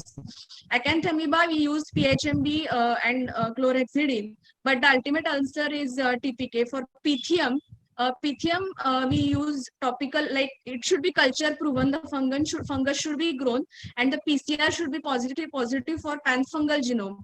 So only then we can use topical linezolid and topical and oral azithromycin. Then the surgical management, non-healing ulcers, limbus to limbus involvement, desmatocele, and scleral involvement, we need to do TPK. For small perforations, desmatocele and thinning, we have to do glue plus bandage contact lens and conjunctivoplasty, and therapeutic keratoplasty to eradicate infection, large ulcers and perforated ulcers. If there is posterior segment involvement on the P-scan, then we can combine this therapeutic keratoplasty with vitrectomy, TPK VR, and the ultimate, if it is a non-seeing painful blind eye, PANOF, then we need to do evisceration. This is a case of fungal ulcer. We have done TPK and the corneal pattern shows fungal filaments. This is a case of Pythium keratitis. It progressed very fast. Culture fungus was grown. We did TPK, but again the dot-like infiltrates have come. So this is all about the infectious keratitis. Thanks. Thank you, Dr. Priyanka. Actually, we are doing injustice by giving you a short time. Yeah, Exhaustive coverage of all the program, this thing. But the way you have covered it up so nicely in that such a short time. Yeah, Vijay bhai, quite right, na? Wonderful. I mean, she was given a very humongous task to be finished off in 5 minutes. So still nicely covered here. And sorry to hurry you up. Sorry to interrupt. Darshana is doing a wonderful job of moderating, and she's the speed with which we finished off. Yeah. Darshana, now we have 3 more speakers. It's already 3:35. So just a request to all the faculty, in case there are question and answers in the chat box, please answer there. We won't be able to have a panel discussion at all. The next speaker now is Dr. Nikhil. Bolo. Hello. Next speaker is Dr. Nikhil Kandurwal. Can you please share your screen? Dr. Nikhil, is he there? Yeah, I am here, sir. Yeah, please share your screen and your presentation as I introduce you. Is my presentation visible? Yeah, I see. There is a cornea and a Can we have the rest of this thing muted, please?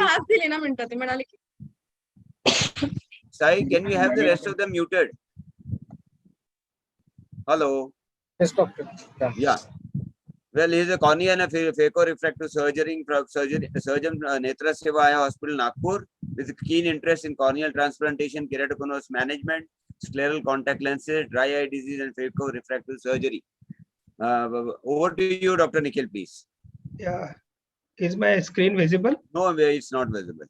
It was earlier. Try and stop share and do resharing, please. Yeah, go to the slideshow. Yes.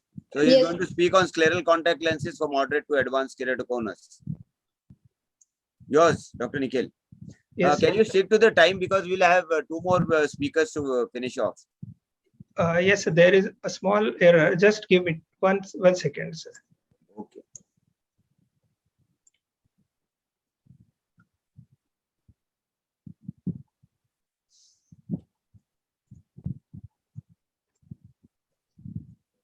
It's Yeah, yeah. But it's on a, it is zoomed out. Zoomed out to zoom in. Zoom out of it. Yeah, now it's correct. Now go in for a slideshow.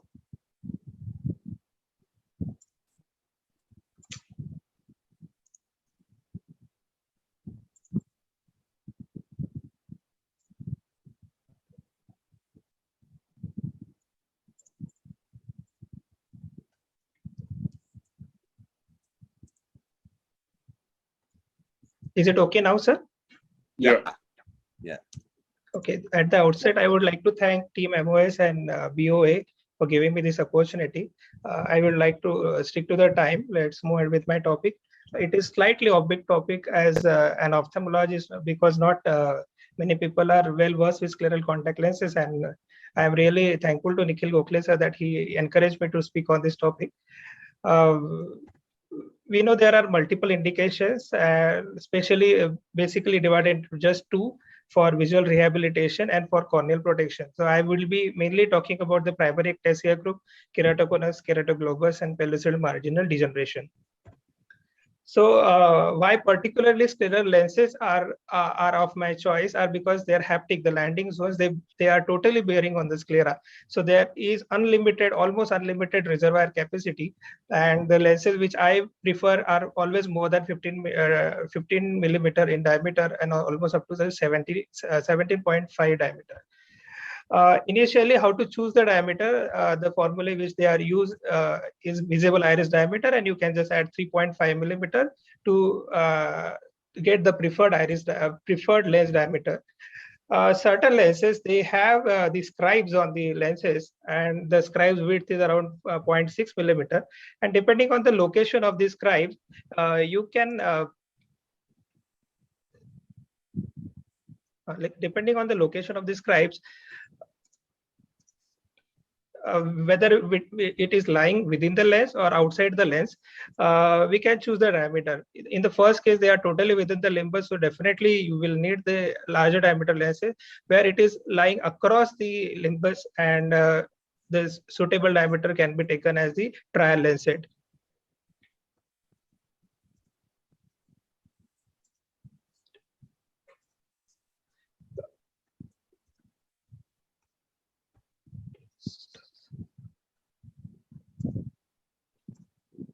Okay, so coming to the further anatomical consideration, which is often not stressed upon, our eyes are relatively symmetrical at the limbus. But when it comes to more and more periphery, because we are landing the lens periphery, the lens haptic design on the sclera, we have to know the anatomy of the scleral contact lenses. And it is worthwhile noting that as you go towards more and more towards periphery, these are more of toric surfaces. They are flatter in one axis compared to. So the flatter surface will not have lens bearing, and there will be a gap through which debris can seep in, and in some time you will get clouding of vision in the after wearing contact lenses. That is why the newer designs where they have dual depth in the posterior back surface are made toric. They can match the anatomical toricity of the sclera, and they can fit snugly and can give better results. There are not many Indian manufacturers which give this toric design, but now there are many international players which are giving you this option, and they are giving wonderful results. So going to the older designs, not talking much, they had only 3 zones, but when it comes to the newer kind of designs, there is a central clearance zones, peripheral corneal clearance zones, limbal clearance zones, and the scleral landing zone. And the scleral landing zone is the only zone which touches the eye, and all these lenses are not, all the 3 layers are not touching. Why this is more important is because there is a tangent design compared to the central curved part and peripheral scleral curved part. In the limbal zone, it is more of a tangential design, and it has to be this anatomical consideration has to be taken into an account while choosing a proper lens. So there are different manufacturers providing the trial sets, and depending on the indications, you can directly choose the lenses. Not all manufacturers will provide you with all the lenses, but in usually the mid-level lenses with medium sag from say 3,800 to 5,200 or 5,500 sags options are available. when you try putting it. Now, what is SAG? All these newer scleral lenses, they just there is the older concept of back curvature for RGP design. It is not much into consideration for the scleral lenses, because scleral lenses, they usually they are constructed based on the sagittal depth of the eye. If after putting a lens there is an air bubble, immediately remove that, because that will cause a dry spot and you have to defer your trial further. So this is RGP design, where you want to go like a 3-point touch technique and the multiple fits, but that doesn't hold true for scleral lenses. And these are the appropriate fit where there is a constant difference between there is a good vault. It is also called as vault or sagittal depth of the lens, where in the center you would like to have around 300 to 400 micron, according to the old school of thoughts. But newer papers and with the newer experiences, they say that within 250 micron initial sag is good, and we have to follow it over the period of time. Usually trial is done for at least 1 hour and 1 hour apart. We see how the lens is sagging. The shallow fit lenses, where it is directly touching, is not at all totally advisable. There will be central bearing and some peripheral airlift, and this will be very discomfort to the patient. And just remove the lenses and choose one with a deeper sag. And very deep sitting lenses can get a lot of fluorescein pooling, and because there is a central pooling, they are steeper and they will cause more scleral impingement, and there will be obstruction of the blood flow to the to the limbus. And here we can go for a shallower or a flatter lens. So when it comes to the design, we just look at the zone wise. In the center zone, there should be uniformity, and keep on checking what is the sag. If you have OCT, that's totally fine. If you do not have OCT, just go ahead with the slit example, and the lens thickness which you are trying should be also considered. Most of the lenses are 300 to 400 microns. If you have 300 micron lenses, trial lenses, just compare with that, or half the corneal width in the center. So around 500 microns, so half of the cornea. Now coming to the peripheral zone. So peripheral clearance is equally important, because this is the limbal part which should not be touched, and there should be some clearance. So there are different options available in the lenses in the modern designs, where you can just clear and stepwise increase or lift the peripheral zones in the step of 25 microns, or decrease. Usually don't need to decrease. Most of the times you have to increase, because the lenses in the trial set, they are having optimal fits.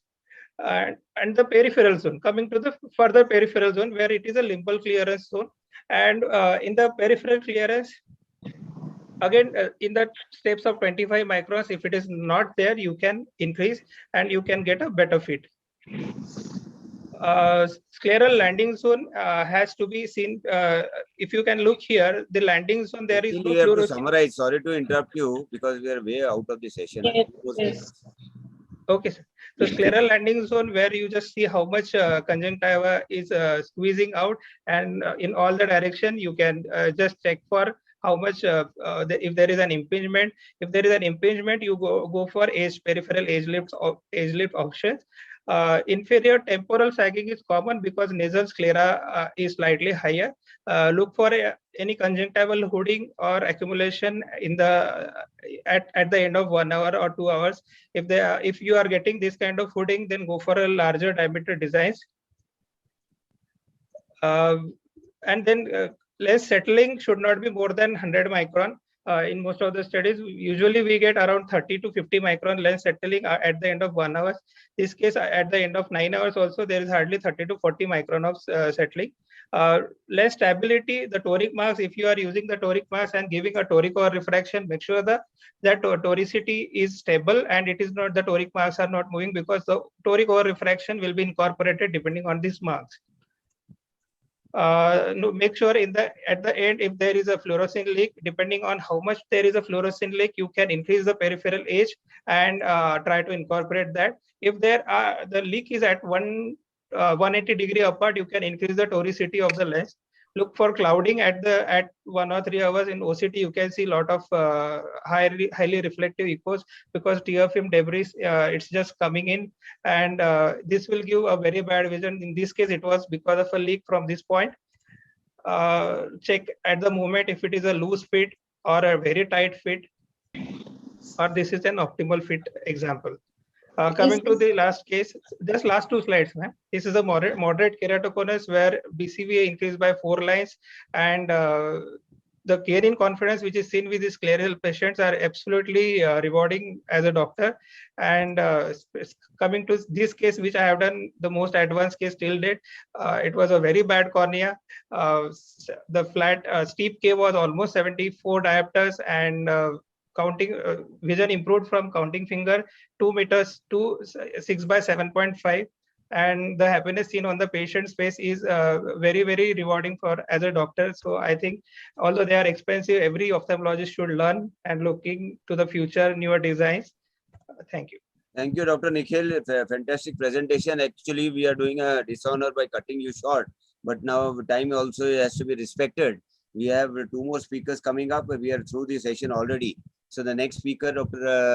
Rashmi Shukla, working with Dr. Nishita Agarwala at Hinduja, alumni of LVPI. Please, Dr. Rashmi, you'll have to cut short a little. We are so sorry. Instead of 7 minutes, 6 minutes for you. Are you there, Dr. Rashmi? Yes, sir. Yeah, please. Sorry to cut short because we have overshot our session timing. That's fine, sir. I'll try Please and understand there is 1 more speaker after you. I'll try and understand that, and I'll try and stick to time. Please. So I'll go quick. Many thanks, dear organizers, for giving me this opportunity, and the panelists, you all are very encouraging. So slides.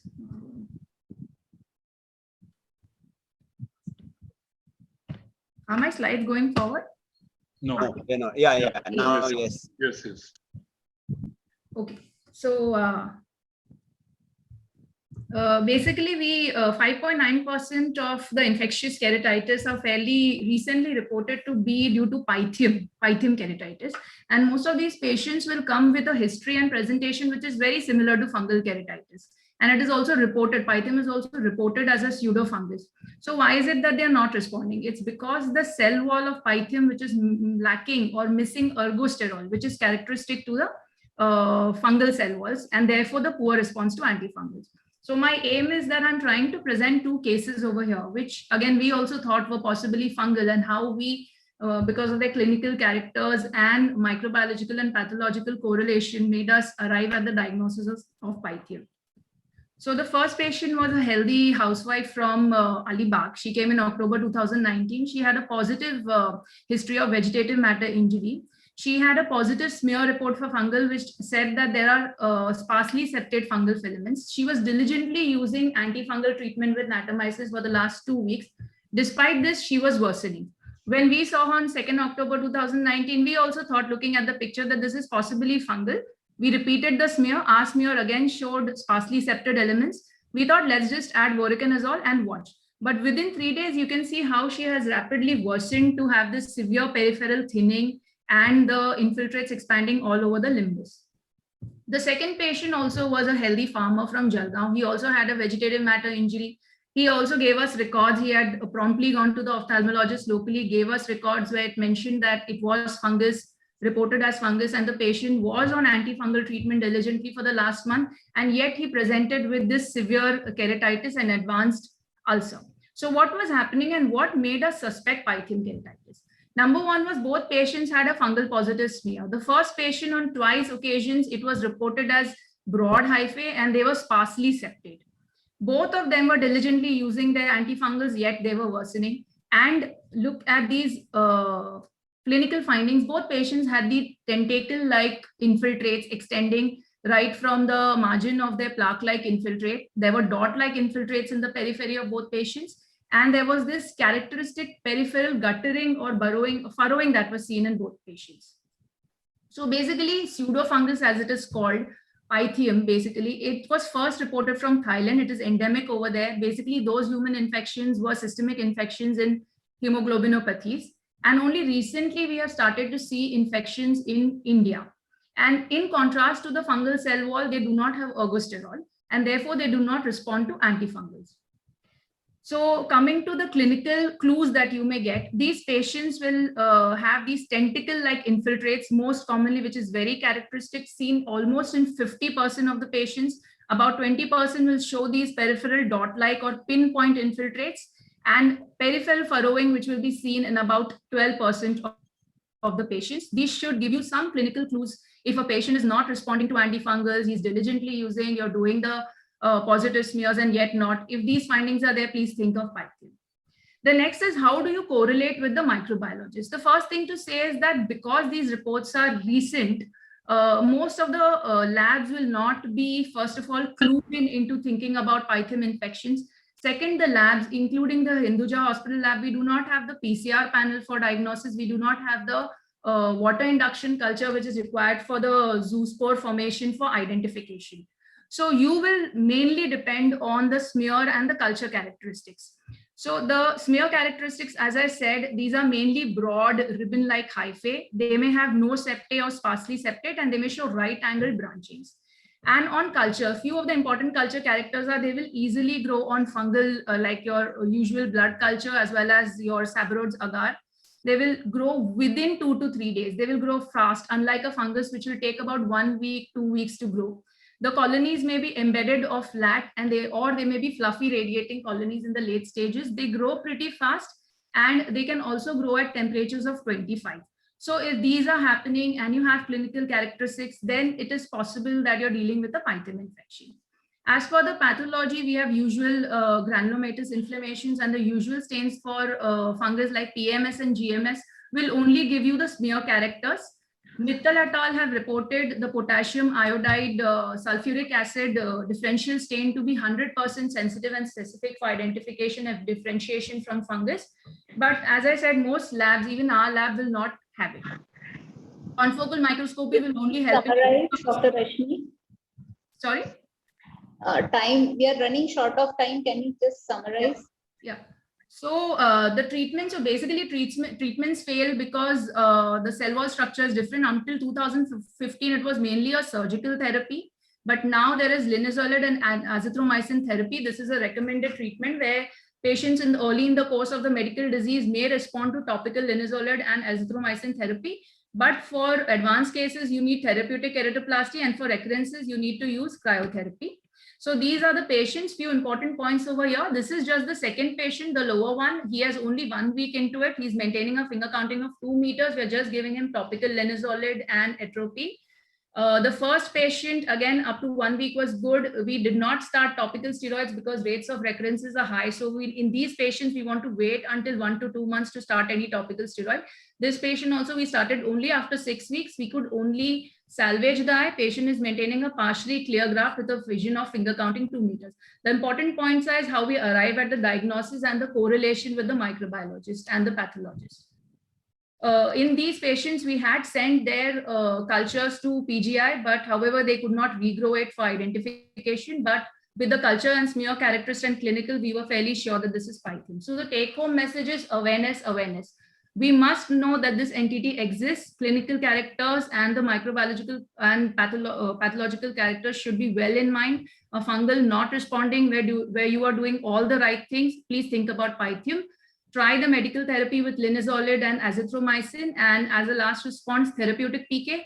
But you can use cryo for recurrences, but please do not use steroids up until the 1 to 2 months because they have a high chances of recurrence. Thank you, Rashmi. Thank you. Fantastic presentation in a short time. Can you stop share so Dr. Anand Pasari can put on the presentation? We have the last presentation coming up. He is going to speak on limbal cell deficiency, origin, behavior, and management. Dr. Anand, please. 5 minutes for you. Sorry to cut your time, Anand.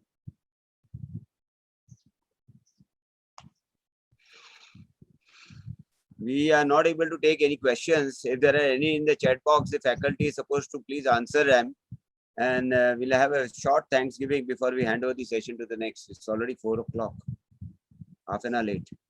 Dr. Anand, are you there? Hello. Please start. Dr. Anand. I think he's having Thank a you. problem. Thank you, Dr. Taswala, sir. Thank you, Moss, and thank you, BOA, for this opportunity. Are my slides visible? Yeah, but put it on slideshow. Yes. Yes. Presentation is there, but put it on slideshow. Yes, just yes. Yes. So are the slides now visible? Yes. Yes. Yeah. So I'll be talking on limbal stem cells, its origin, behavior, and management, and a brief on limbal stem cell deficiency and its management. A brief overview. So a normal healthy cornea is lined by stratified non-keratinized epithelium, which arises from the limbal epithelial stem cells. And these stem cells are located at the palisades of the boat, as seen over here. So the limbus, this limbus harbors the limbal stem cells, and it also has the transient amplifying cells, which then migrate to develop into the healthy corneal epithelium by migrating into the lens. This is a small video where we see how these normal cornea happens. So the limbus harbors the stem cells, which develop into the earlier transient amplifying cells, then the late, and then which these cells ultimately migrate superiorly to develop into the normal corneal epithelium.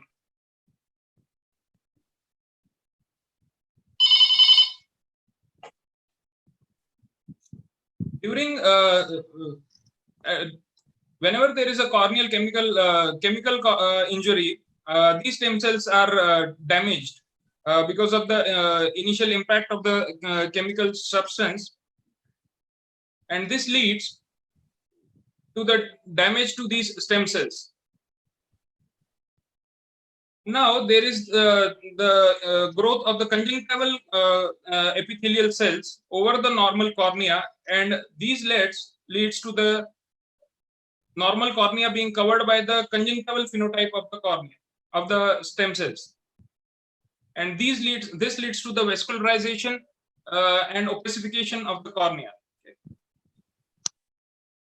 So the diagnosis of limbal stem cell deficiency is essentially clinical. It is characterized by the presence of conjunctivalization. Here we can see the normal corneal epithelium, which is transparent, has lost the transparency. That is called conjunctivalization, because this corneal epithelium is now replaced by the conjunctival epithelial phenotype.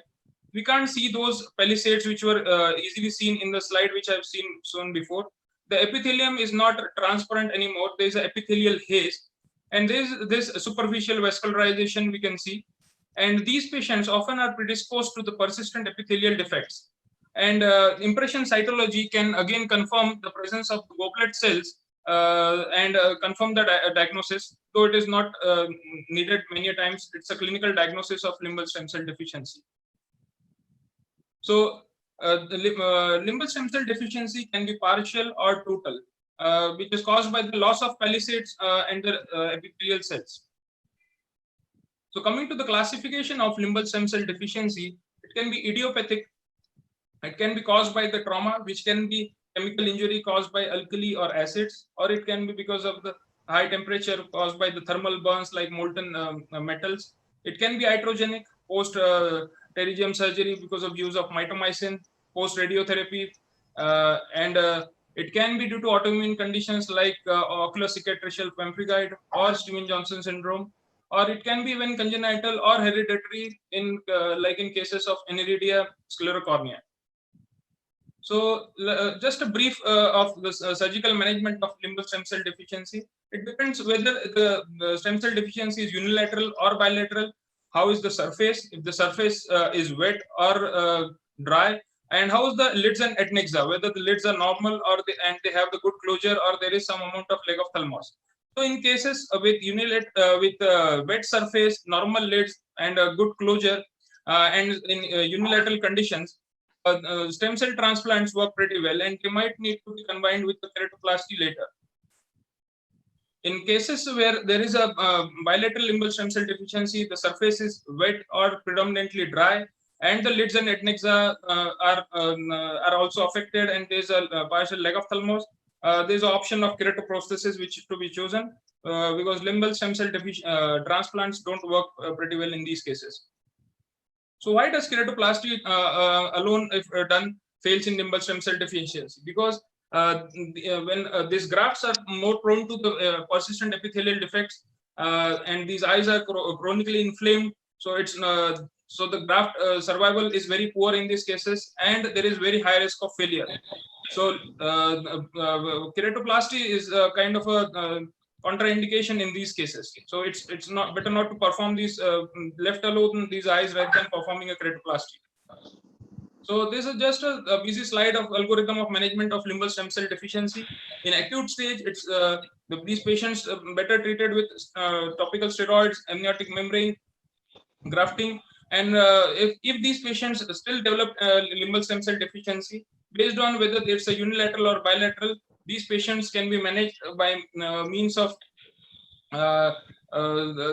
CLAU, CLET, SLET, that is simple limbal epithelial transplant, or conjunctival limbal autograft, or cultivated limbal epithelial transplant.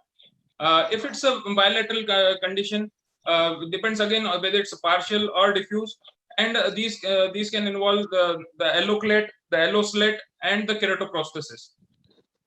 So just a brief on CLAU, CLET, and SLET. So in the CLAU, there is around 3 to 4 clock-hours of limbal stem cells of the limbus is harvested and is transplanted into the affected eye.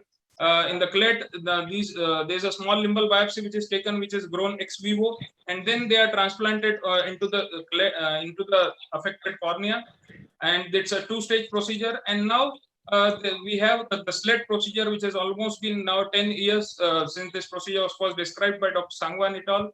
And the outcomes of SLET are very good. So this is the preoperative eye which had limbal stem cell deficiency. It was a unilateral limbal stem cell deficiency, which at 1 week improved significantly, and at 1 year the outcomes are very good. So there is a very good paper which is published from LVPI by Dr. Basu and his group. And the outcomes are very good, and this procedure works very good in the cases with limbal stem cell deficiency in unilateral cases. Please wind up. So this has yes, I'm coming up, and this SLET has the advantage of having a single step procedure, which is relatively the small use of a small limbal biopsy. So there is no risk of iatrogenic LSCD as compared to CLET, which is a 2-stage procedure, and it becomes costly and unavailable to most of the people because of the dependence of on a lab. So in short, SLET is a procedure which is much more effective, replicable, repeatable, and affordable. So this sums up management of limbal stem cell deficiency. Thank you for the opportunity.